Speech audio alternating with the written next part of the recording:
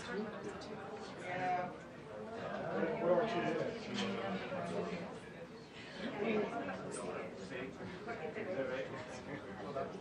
25 or 60. You saw that footage? I've seen everything. Yeah, something you better let them see.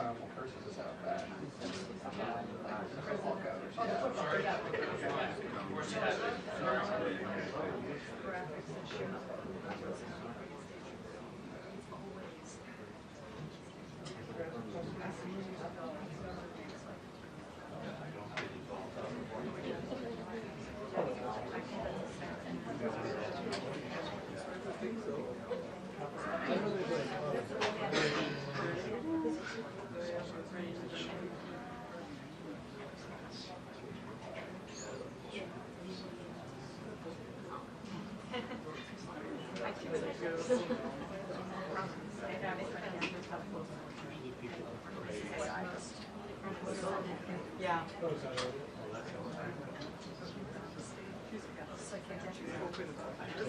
There we go.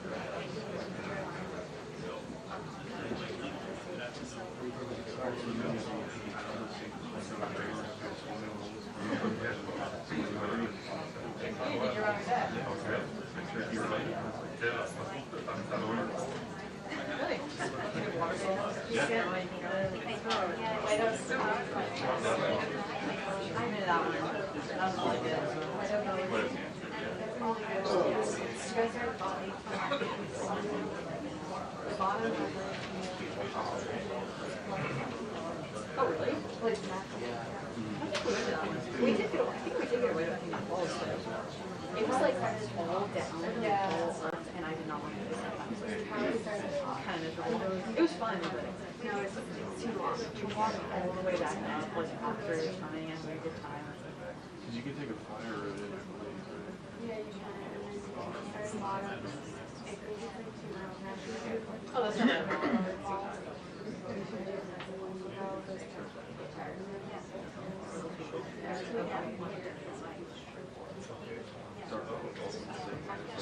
Straight down, straight back up. It's in shape.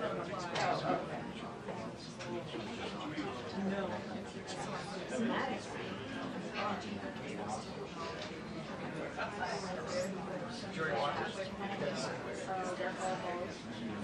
Give it to me now. I can't watch it. Yeah, it's like right near it. Love that guy. Take that. Yeah, it's actually pretty short.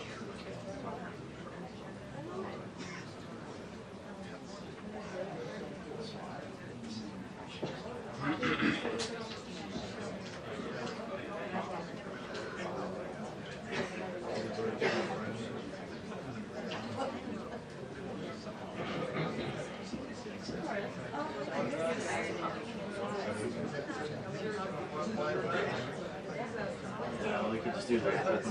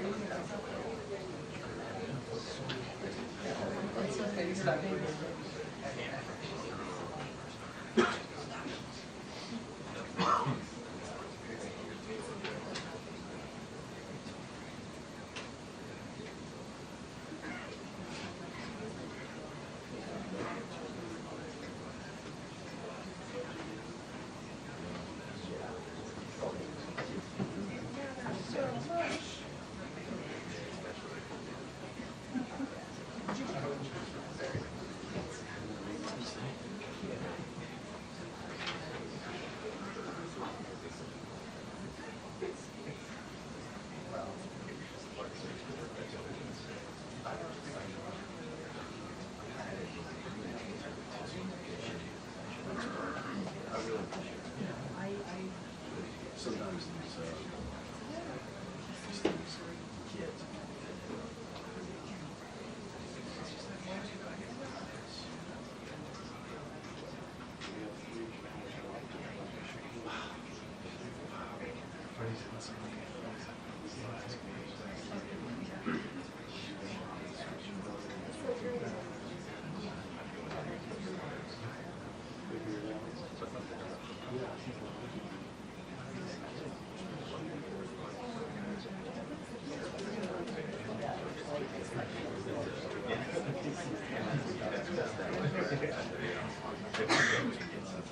Sydney's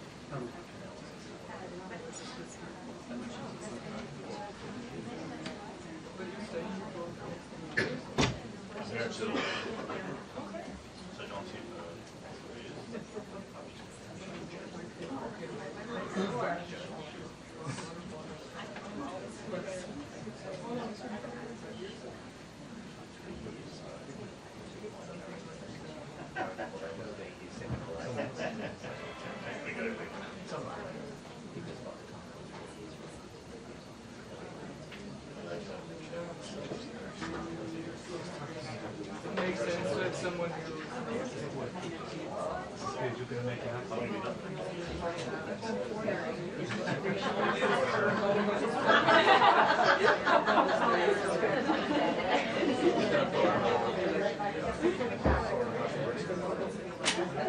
I always think that one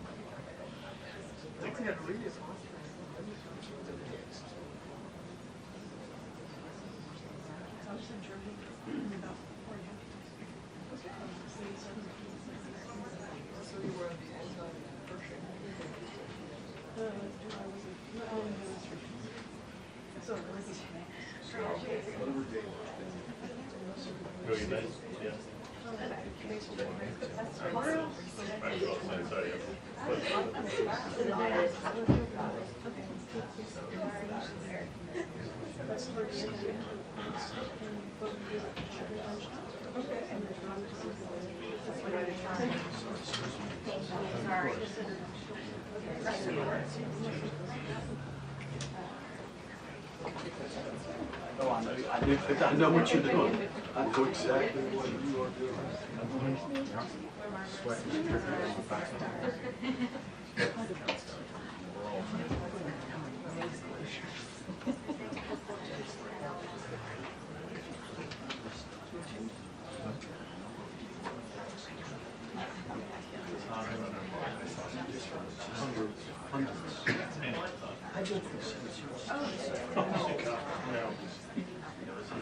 You have to live by like believe it or see it.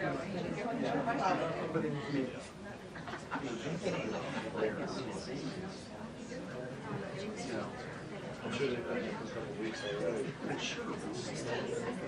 Like, we're kind of like into a way. You're going to want to hear one shape. They're going to be in Jersey. They're not going to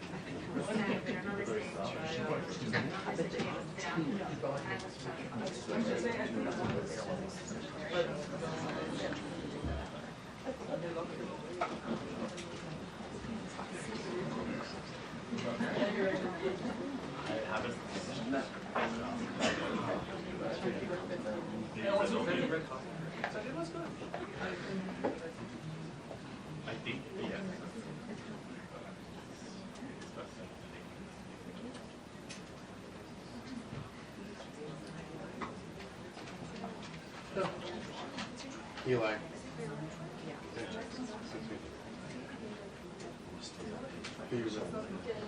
Oh, nice.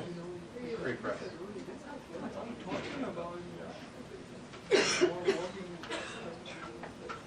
You think Trump's going to do it?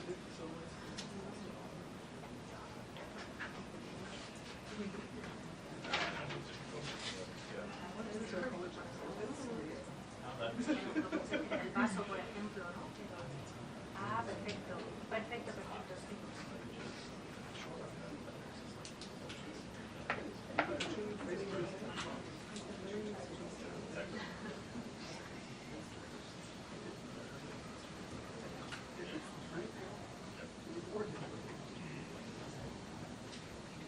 Ah, eso para el vaso perfecto, sí, sí, sí.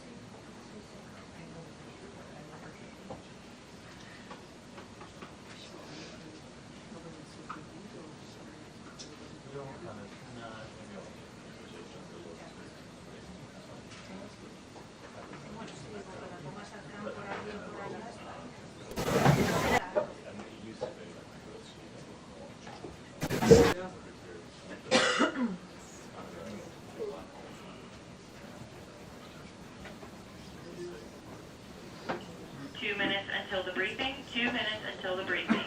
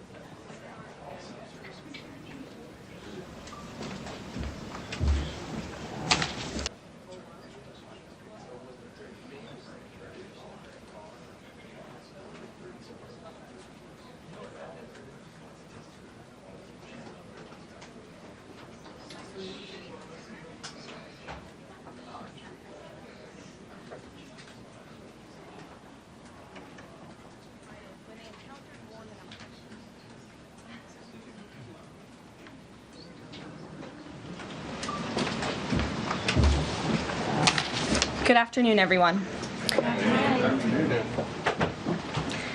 President Trump's powerful efforts to secure our homeland are working.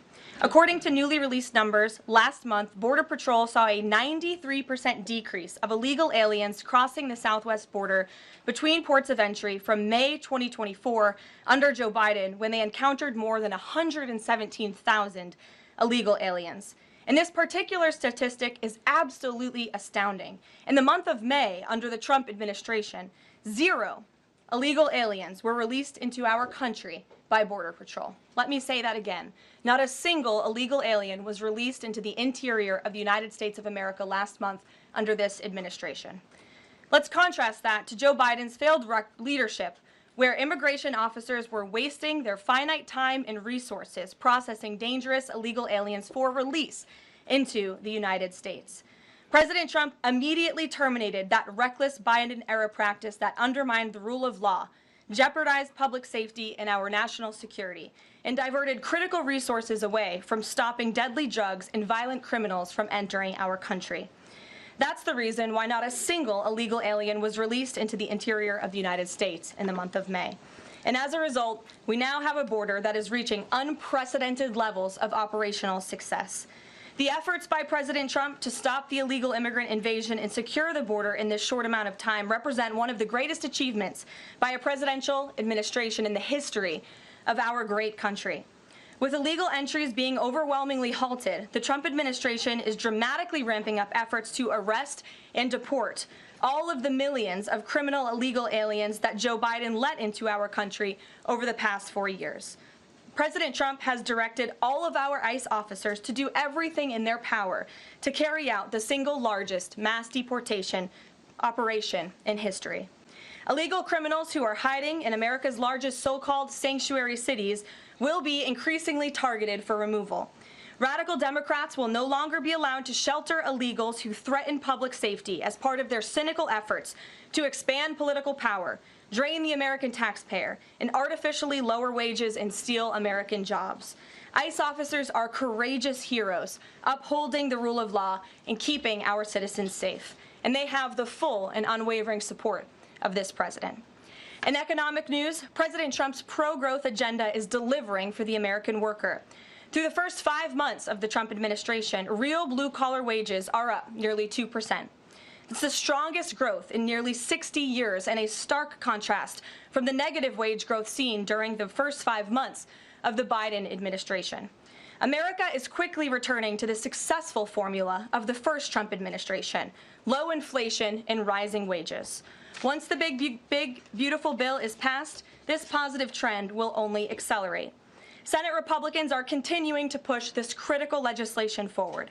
The One Big Beautiful Bill will drive growth and supercharge the American economy. The Council of Economic Advisors found that the One Big Beautiful Bill will raise take-home pay by nearly $14,000 for a year for the average family of 4. The CEA also found that the One Big Beautiful Bill will increase wages as much as $11,000 for the average worker in America. The One Big Beautiful Bill expands the child tax credit and makes it permanent for more than 40 million families with children. And the bill will deliver no tax on tips, no tax on overtime, and substantial tax cuts for our incredible seniors. Simply put, the One Big Beautiful Bill is a massive win for middle-class Americans. When nearly 80 million Americans sent President Trump back to this White House, they were doing so expecting these popular policies to be enacted. Republicans in Congress have a mandate to deliver, and President Trump demands they send this historic bill to his desk for signature by Independence Day, July 4th. The American people are fully behind President Trump. According to brand new polling from Insider Advantage, a clear 54% majority of Americans approve of the job President Trump is doing. That's because this president is keeping his promises and taking action every day to improve their lives. And passing this bill will help fulfill a number of President Trump's core campaign promises. Now, regarding the ongoing situation in Iran, I know there has been a lot of speculation amongst all of you in the media regarding the president's decision-making and whether or not the United States will be directly involved. In light of that news, I have a message directly from the president, and I quote, "Based on the fact that there's a substantial chance of negotiations that may or may not take place with Iran in the near future, I will make my decision whether or not to go within the next 2 weeks." That's a quote directly from the president for all of you today. So we'll kick it off for questions here in our new media seat. We have Eli Lake from the Free Press. Eli, go ahead. And Thanks so much for having us. Thank you. The Free Press. The decision to extend the, I guess, delay in enforcing the TikTok ban. Sure. Can you talk about how the White House understands its constitutional authority in light of the Supreme Court's decision in January that said that the president had to enforce the ban? Sure. Well, as all of you know, because the president put it out on his Truth Social today, he did sign an executive order to extend the TikTok ban for 90 days. So in the effort to make a deal. And the White House counsel and the Department of Justice have reviewed this executive order, and I can get it for you. I think it's on our website by now. If it's not, my team will now put it up immediately. And you can read the language in that executive order. And the White House counsel's office and the Department of Justice strongly believe in the legal rationale for this executive order. They wouldn't have the president's pen hit it if they didn't. And the political reasoning for this, of course, is because the president made a promise to keep TikTok on. There are 100 million Americans who use this app. It's widely popular. He also wants to protect Americans' data and privacy concerns on this app, and he believes we can do both things at the same time. So he's making an extension so we can get this deal done. Can I get a follow-up? Sure. A few weeks ago, Tucker Carlson reported on a meeting between the president, Mark Levin, and others at the White House. Is there a leak investigation, and can you say who else was in that meeting? I'm not aware of a leak investigation at this time. I, for one, do not reveal details about the president's private meetings without his permission to do so. But certainly the president does not like when people leak. He takes that very seriously. This entire administration takes that seriously, and that's why you've seen at agencies some of the cabinet secretaries have been given the authority by the president to let go of staff who are engaged in such leaks, especially those that risk American national security. Sure. Go ahead. Karoline, thank you. So, Rhino warmonger Lindsey Graham, he recently called on the U.S. to go all in. That's quite the lead to a question. Right. What's your message to everyday Trump supporters? Not the Tucker Carlsons or other big names, but everyday Trump supporters, grassroots who voted for President Trump to stop the wars, rejected this in the primary, going into another war with voting against Nikki Haley. And they want to see non-U.S. involvement in this war. What's your message? Trust in President Trump. President Trump has incredible instincts, and President Trump kept America and the world safe in his first term as president in implementing a peace through strength foreign policy agenda. And with respect to Iran, nobody should be surprised by the president's position that Iran absolutely cannot obtain a nuclear weapon. He's been unequivocally clear about this for decades, not just as president, not just as a presidential candidate, but also as a private citizen. In fact, I have some quotes for you. In 2011, President Trump said, "America's primary goal with Iran must be to destroy its nuclear ambitions. We cannot allow this radical regime to acquire a nuclear weapon that they will either use or hand off to terrorists."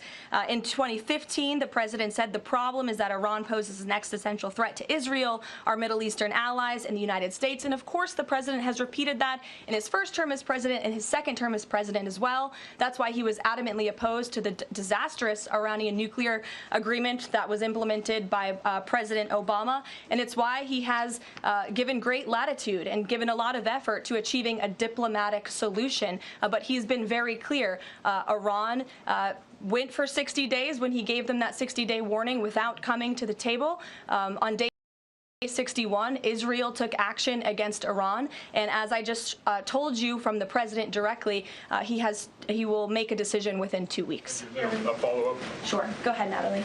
Thanks, Karoline. Can you confirm whether Steve Witkoff has been in touch with the Iranian foreign minister, and does Witkoff plan to tomorrow for talks? I am not tracking that on Mr. Witkoff's travel schedule, but I can certainly check in with him to be sure.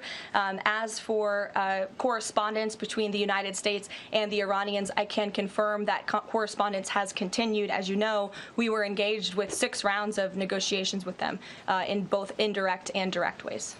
Thanks, Kelly. Just to clarify the president's statement just now, when he says that he'll make a decision in the next 2 weeks, is he saying that if Iran does not come back to the negotiating table within the next 2 weeks, that the president will strike? The president is saying that he will make a decision whether or not to go within the next 2 weeks. It's very clear and direct. And is he seeing any signs of progress? He obviously is holding out hope for negotiations, but is he seeing any inklings of progress that give him that hope that talks are still possible? Well, that's why he said in the statement that I just read for all of you, based on the fact that there's a substantial chance of negotiations that may or may not take place with Iran in the near future, he will make that within the next 2 weeks. What makes him think there's still a substantial chance is my question. I'm not going to get into the reasoning and the rationale the president believes that, but that's his position, and he will make a decision within the next 2 weeks. Karoline. Sure. Thanks, Karoline. President Trump has said previously in regard to Russia, he's used this phrase about 2 weeks several times in terms of like, we expect like a 2-week deadline and then you give another 2-week deadline. How can we be sure that he's going to stick to this one on making a decision on Iran? Well, in those deadlines, as you've seen in respect to Russia, Ukraine, might I add, these are two very different, complicated global conflicts, as you know, that the president inherited from our previous incompetent president in the weakness of the previous administration. And the president has spent a tremendous amount of time and effort cleaning up these crises that were caused by the last administration's just complete dereliction of duty on the world stage and American weakness. Now we have American strength again. With respect to Russia and Ukraine, because of that American strength and the president's leadership, we have seen these two sides engage in direct negotiations. And the last time the president said 2 weeks, you saw Russia and Ukraine have direct negotiations for the first time in years. And so the president is always interested in a diplomatic solution to the problems and the global conflicts in this world. Again, he is a peacemaker in chief. He is the peace through strength president. And so if there's a chance for diplomacy, the president's always going to grab it. But he's not afraid to use strength as well, I will add. Francesca. Thanks, Caroline. What exactly would a deal with Iran need to entail? No enrichment of a uranium, and it would absolutely not. Iran is not absolutely not able to achieve a nuclear weapon. The president has been very clear about that. And by the way, the deal that Special Envoy Witkoff proposed to the Iranians was both realistic and acceptable within its terms, and that's why the president is sent that deal to them. To follow up on what you told Natalie, are the talks that the United States is currently having with Iran direct, or are those through intermediaries? And if so, which countries are acting as the intermediary right now? Out of respect for the ongoing discussions and negotiations, I am not going to get into the details of them. We've provided you confirmation for now. Go ahead. Sure, and then behind you too. Thanks. Sorry. On the topic of negotiations and talks, does the president have any hopes or specific expectations for the talks tomorrow between European foreign secretaries and their Iranian counterpart? Well, certainly the entire world is on the president's side when it comes to the fact that Iran cannot obtain a nuclear weapon. This is something that pretty much all of humanity, except for the Iranian terrorist regime themselves, agree upon. And so the president expects that Europe will deliver that message directly to the Iranians. Why does President Trump believe that this 90-day extension on TikTok will provide more runway, perhaps, than the previous extensions that haven't led to a divestment deal? Because it's more time to make a good deal. Simple question. Dasha? Thank you so much. I know things are going day by day right now. The president wants maximum optionality. Is the possibility of the U.S. getting involved in regime change in Iran at all on the table at this point? And then I have one on Sure. The president's top priority right now is ensuring that Iran cannot obtain a nuclear weapon and providing peace and stability in the Middle East. And on Medicaid, Caroline, the Senate put forward Medicaid provisions, particularly a lower cap on state provider taxes that hospitals have said would lead to mass closures, particularly in rural communities. Is the president willing to sign a bill that includes those provisions that Republican senators like Josh Hawley say will lead to hospital closures? Out of respect for the ongoing discussions that the White House is very much actively involved in with our friends in the United States Senate, I won't comment on that specific provision. Look, the bill hasn't been sent to the president's desk yet. There's more room for change. The president, for one, I will reiterate, has been very clear on his priorities with respect to Medicaid. He wants to see waste, fraud, and abuse ridden from the system to protect it for tax-paying citizens who deserve those much-needed benefits. He wants to prioritize the sick, the needy, the poor in this country who deserve those benefits, not the 1.4 million illegal aliens who are receiving them. And he wants to make sure this one big beautiful bill kicks those illegal aliens off of this program to preserve it and protect it and strengthen it for the American people. And the president has been very clear in that message to his friends in the Senate. Jackie. Thank you, Caroline. Sure. Logistically, if the Iranians are getting to Geneva, does that mean they've found a way to get to the White House? I am not going to get into hypotheticals, but as you heard from the president yesterday, they have expressed interest in doing so. There's a lot of pressure on the president to come to the aid of Israel. There's a lot of pressure on him to finish the job with force. How is he balancing the concern that if he doesn't choose to do that, that it would send a message to Xi Jinping about the U.S. commitment to Taiwan? Well, the president enjoys a very respectful and cordial relationship with China's president. He has long maintained that, even in his first term. And China and the United States share many strategic interests, both in terms of economics and also, of course, global affairs and foreign policy as well. However, when it comes to balancing these different viewpoints, the president is balancing a lot of viewpoints, and he is listening not just to other world leaders, but to his advisors and to people here in the country and the American people too. And I think that's what makes this president such a great leader, is his ability to listen and make a good decision on behalf of the American public based on his instincts and his experience. Don't forget, this is a president who was here before, and the world was a much more peaceful and stable place when he left office than when he came back in after the past 4 years of complete incompetence by the previous president. Philip, go ahead. Thank you, Caroline. Two quick questions. When the president says Iran is very close to a nuclear weapon, is he relying on U.S. intelligence or intelligence sharing from an ally to make that assessment? It is a fact, and the United States government maintains this fact, that Iran has never been closer to obtaining a nuclear weapon. And then if the U.S. were to take some type of military action, would the president go to Congress to seek war authority? I'm not going to engage in hypotheticals. I gave you the statement from the president. He'll make a decision within 2 weeks. Thank you, Caroline. Sure. Go ahead. Thanks, Caroline. Mary and then Elizabeth. Two questions, one on Iran and then the second on something Jasmine Crockett said this morning. So given that we know the Iranian government did order an operative to assassinate the president, is there concern that Iran might respond with non-traditional military ways to some kind of strike on Iran, such as another assassination attempt? And has the Department of Justice looked into this last attempt on the president's life? I believe Secret Service and the FBI have looked into the 2 assassination attempts that took place against the president, both of which were sad days in our nation's history. So I would defer you to the Department of Justice on where those investigations stand.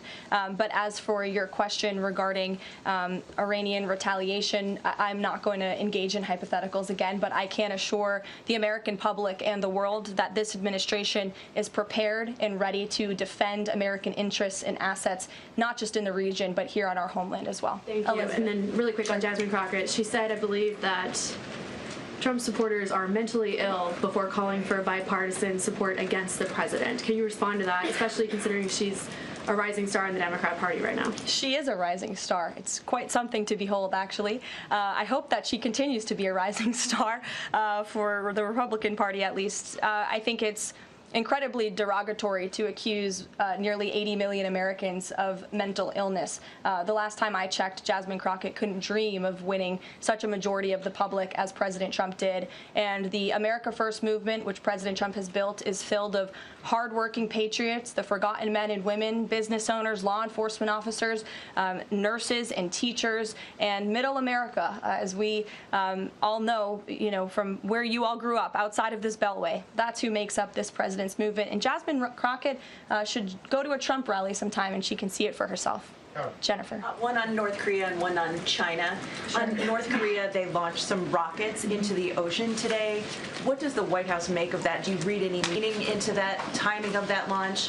And then on China, do you have any reaction to Xi Jinping's offer of intervening in Iran diplomatically? And are you seeing any signs that China would get involved militarily to support Iran? I don't believe we're seeing any signs of that at this moment in time. As for Xi Jinping's offer, I will leave it to the president to respond to that himself. As for your question about North Korea, we are monitoring the situation. The Trump administration is in close contact with our new South Korean counterparts as we work together to deter our adversaries and preserve a free and open Indo-Pacific. And no matter where, our adversaries and our allies alike know that President Trump will not tolerate threats against our interests on his watch, even as he works to resolve the wars that he inherited. Question. Alex, go ahead, and then I'll come to you. Thank you. Is the president concerned about the economy if farms and hotels, et cetera, struggle to find workers? The president's always concerned about the economy. That's on his mind every day. He wakes up, he checks the markets, he checks wage growth. As I pointed out, it's a record high today for middle class and American workers. So the president's always wanting to ensure that we have a strong and robust economy for the American people and worker, and we do. As for the specific concerns regarding jobs, look, the president has made it very clear we need to remove public safety threats from the interior of our country, and that remains the focus and the priority of this administration when it comes to deportations, no matter where somebody works. If they're an illegal alien rapist or murderer that was allowed into this country in the past 4 years by this administration, the American people want those types of criminals to be deported from our country, and that's what the president is backing ICE to do. Thanks. There was an apparent skirmish between the Chinese and the Philippines in the South China Sea. Just curious if you had any reaction to that, and if the steps you're taking towards the Middle East right now are reducing your capacity to deal with that situation. I believe that happened as I was preparing and coming out here, so we'll get you a response to that. Certainly we have one, and our teams are always monitoring situations all around the globe. Okay, and then one more just on Iran. Just over the past 24 hours, we've seen some Israeli strikes on Natanz, Isfahan, and Kondab nuclear facilities. Is there any assessment just of how effective or what the result of those strikes will be? What I can share is that the IDF and Israel, I think, have exceeded a lot of people's expectations in their ability to really hinder Iran's nuclear facilities, but also they've taken out key people in the Iranian regime's leadership as well. So this is something, of course, we are monitoring and watching every day, and the president was just in an intelligence briefing. He continues to be briefed by his National Security Council, and he will throughout the duration of this war and conflict. And he also remains in constant communication with our Israeli counterparts, most notably Prime Minister Benjamin Netanyahu. Kristen. Thank you, Caroline. We have heard from a number of U.S. officials who say that Iran doesn't want to make a deal, that they are just stringing the United States along. What is to say that they are not going to continue to do so if we continue to give them extensions, now 2 weeks before 60 days? Look, Iran is in a very weak and vulnerable position because of the strikes and the attacks from Israel. And with respect to the president's statement, I shared that with all of you. And he has been very direct and clear. Iran can and should make a deal. We sent a deal to them that was practical, that was realistic, or they will face grave consequences. Why is Steve Witkoff not participating in the talks this week? I can ask Mr. Witkoff why he is not. Thanks, Caroline. Does the president object if Israel attempts its own operation against Fordo in the next 2 weeks?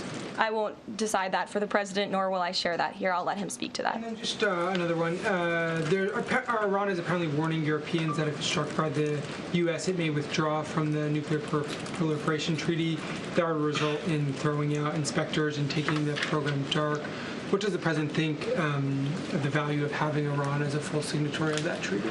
Well, that's reckless rhetoric, but I understand the Europeans are meeting with the Iranians tomorrow, so we'll see how that meeting goes. Just one more on Juneteenth. Does the president plan to commemorate the holiday today or make any comment on it? I'm not tracking his signature on a proclamation today. I know this is a federal holiday. I want to thank all of you for showing up to work. We are certainly here. We're working 24/7 right now. Nikki, go ahead. Actually, that was my question. Will you plan to mark Juneteenth in any way, either today or with an event later on, maybe next week? Sure. I just answered that question for you. Go ahead. Thank you very much, Caroline. The fact that this president is giving some time and space for diplomacy, another 2 weeks, does it mean that the president is trying his best to avoid a direct conflict with Iran? I think the president has made it clear he always wants to pursue diplomacy, but believe me, the president is unafraid to use strength if necessary. And Iran and the entire world should know that the United States military is the strongest and most lethal fighting force in the world, and we have capabilities that no other country on this planet possesses. Owen. Caroline, good afternoon. The Supreme Court, as you know, has upheld Tennessee's ban on transgender medical procedures for minors, puberty blockers, hormone therapy, etc. The White House reaction to that, please. It's a huge victory for America's children, and it's obviously something this administration believes strongly in, that young minor children should not be allowed to be subjected to chemical castration and mutilation. The president himself has taken very strong orders, or has signed very strong executive orders on this, and we are grateful for Tennessee's efforts to protect our children, and we are grateful the Supreme Court ruled on the side of the law, but also on the side of protecting America's innocent children. Elizabeth, go ahead. Sorry, I skipped you earlier. Thank you so much. Secretary of State Marco Rubio announced new vetting procedures on student visas. Will this serve as a model for vetting other foreign visas? For all foreign visas, yes. As you know, the president signed an executive order, I think it was one of the first he signed in the first week, to strengthen our vetting requirements and our vetting system here in the United States for all visas. He directed the Secretary of State to do that. There was a pause in some of that vetting, as you all know, recently, especially with respect to students from some certain countries. But the vetting has continued, and it's stronger than ever before. As for specifics on how the vetting process has changed, I would defer you to the Department of State. As you know, they're in charge of things like that. Thank you. To what extent is this 2-week delay with Iran the result of interventions by the likes of Tucker Carlson, Marjorie Taylor Greene, or the entreaties of European leaders who want a de-escalation? Look, the president hears all voices across the country, and he makes decisions based on his instincts. And he has always said diplomacy is his first option. And is he still planning to attend the NATO summit next week? He is, yes. We will be departing from Washington on Monday morning, and hopefully we'll see some of you there. Kayla. Thanks, Caroline. Oil prices have been spiking over the last week. Is the president watching the oil market, and is that factoring into his decision-making in the Middle East? Again, as I said to, I think, Alex's question previously, the president is always watching, and this administration is doing more than any in history to bring oil prices and gas prices here at home down for the American public. They have been plummeting since President Trump's inauguration because of the executive action and the federal action this administration has taken on the home front. But yes, of course, he's paying attention and monitoring that. But as for whether it's weighing into his decision, there's a number of factors that, of course, are, and as I said, he will make that decision in the next 2 weeks. Can't reiterate that enough. Ouija. Caroline, thank you. With regard to a potential deal, Iran has said it will not negotiate under duress. Does the president believe there should be a ceasefire in these next 2 weeks as the U.S. tries to broker a deal? That's not what he said in the statement he dictated to me, so I won't get ahead of the president or add anything additional to the statement that he gave me the liberty to share with all of you. And then just to follow up on how close Iran is to a nuclear weapon, can you clarify, when the president said a few weeks away, did he mean obtaining enough enriched uranium to start building a weapon, or did he mean Iran is a few weeks away from completing the production of a weapon? I'm glad you asked that, Ouija. It's an important question, and it's one, frankly, the media has been getting wrong. Let's be very clear. Iran has all that it needs to achieve a nuclear weapon. All they need is a decision from the supreme leader to do that, and it would take a couple of weeks to complete the production of that weapon, which would, of course, pose an existential threat.